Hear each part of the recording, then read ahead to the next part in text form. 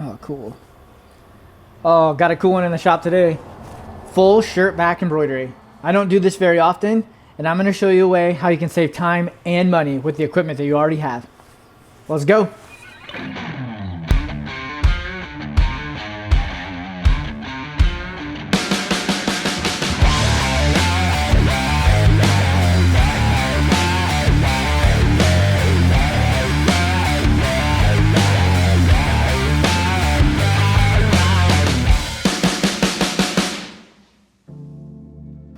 Well, hey, most likely you got some of these hoops with your machine, and I'm sure somewhere around your shop you got laying around some pieces of cardboard. If not something like this, then just the cardboard box, cut the lid off the top, one of the flaps that you use to close it. That's what I've done. And then you're gonna need to get some of these little craft magnets. And this is not absolutely necessary, but I kind of want to try it to make it a little bit nicer. And we'll get to that here in a minute, but I'll put a link for these on Amazon down in the description below. So the first thing we need to do is take the base of our hoop and we're going to trace it on the piece of cardboard with a Sharpie.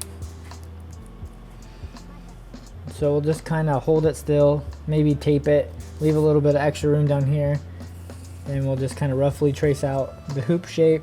Especially this part right here, because this is going to be our guide. Maybe go up about halfway. Once you got it traced out, then we'll get a razor blade and we'll cut out that shape. Roughly cut out the shape here.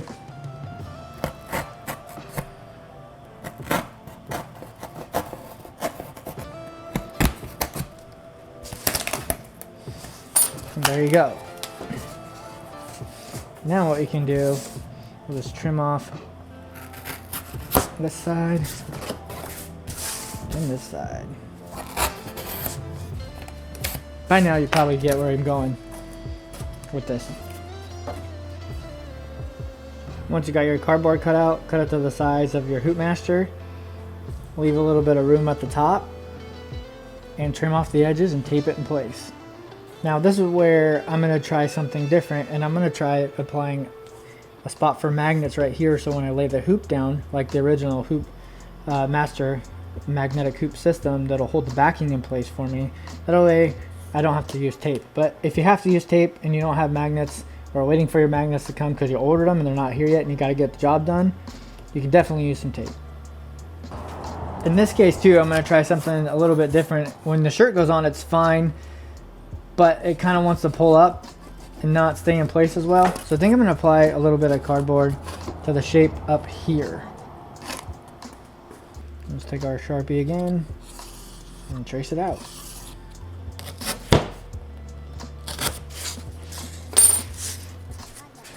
There we go. That's kind of fun. So what I think I'm going to do here is tape one of these magnets underneath it, like that. So that'll hold it in place. And then when I lay the backing on top, I can stick the magnet on the top and the bottom side, holding the backing and sticking to the magnet. That's my theory. Let's see if it works. So down here on the bottom, I can do the same thing. Just tape a couple of magnets in place, just like this.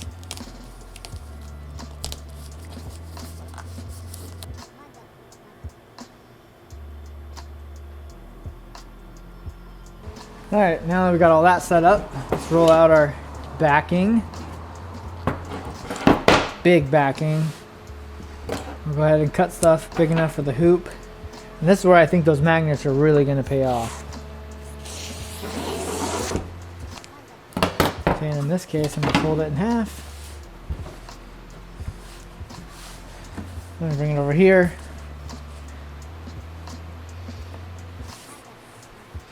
Alright, so you want to put the magnets where they're going to be able to be between the backing and just like that. And that'll hold our backing in place when we stick our shirt on the hoop here. Alright, got our fancy cowboy shirt here. And we'll just throw it on here like normal. Line it down the back. All that stuff should stay in place. So if there was a way I could get it to where the shirt could come down and that hoop could be lower, but they want this location to be right at the top of it because of the seam here. So because of that, I have to keep it really high. But maybe you're doing a middle center back, which is typically about 5 inches down, and you'd be able to move this whole system down to a better location and then set your shirts lining up the number system that's on the hoop system here. Now this is where these type of hoops that work like this are not quite as good as the magnetic ones, because you have to adjust the tension, and sometimes you have to hoop it, unhoop it, or hoop it, tighten it, and then unhoop it and hoop it again. So, and then you got to line it in and use some pressure. Being able to just magnetize that and just go pop with those magnet hoops, it's so nice. But back in the day, this is how it's done. Yeah, up in this location is a little bit more difficult, because not only do I get it to hoop to about right there, but it hits the collar here, and there's a invisible border that says that's your embroidery limit, so this design gets really close to that. So what I like to do is keep my hoop pushed in at the top and work your way up to the bottom till you get to right here, because that's where it'll open. So if you press your hoop all the way down to that corner working towards that, it goes in much nicer. So that's pretty cool. It all stays in place, and then I lift it up and off. Heck yeah. Oh, that worked nicely. I'll open up this a little bit more, give some more space for the sewing arm. Everything feels pretty good and tight, but if not, sometimes the first shirt's always kind of like your setup shirt, and then everything else will be a lot smoother as long as you're staying consistently. And where's the opening on that? There it is. But then just take a screwdriver. If you can kind of turn it with your hand first, and then go a little bit tighter.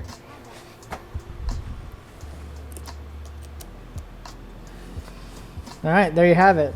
So let's say I actually wrote down the cost of some of those other magnetic mighty hoops. The 13x11 mighty hoop comes in at $169 each. So if you have 3 machines and you want to run them at the same time, because these do run for a long time when you're running jacket backs, that can get pretty pricey. And if you're not doing it enough, is it worth the investment maybe to try to utilize what you already have to do a job of a handful of shirts that maybe you won't do again in a little while? The 10x5 size magnetic hoop, $145 each. And the mighty hoop fixtures, which is what we tried to recreate with the cardboard here, those come in at $125. So cardboard is free. You probably got a shipment in and you can just cut it off of a box, and there you go.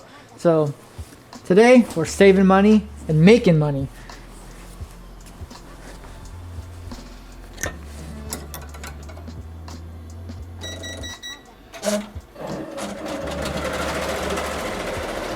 Well, there you go. Hit that start button with confidence, and we'll see you in the next one.